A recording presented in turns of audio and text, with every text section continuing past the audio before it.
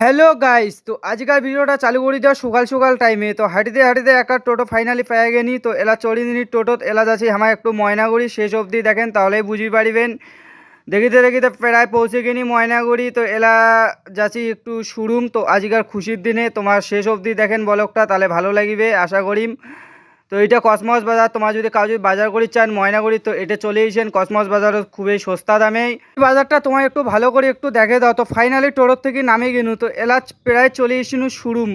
তোমার সাপোর্টে আজি মোর স্বপ্ন পূরণ হইল। অনেক দিনকার স্বপ্ন যে মুই একটা এন্টক নিম। দেখতে দেখতে প্রায় চলে এসিনি শোরুমের সামনত। এলা অনেকলা গাড়ি দেখার পরে কোনটা নিম নামিম ভাবছো।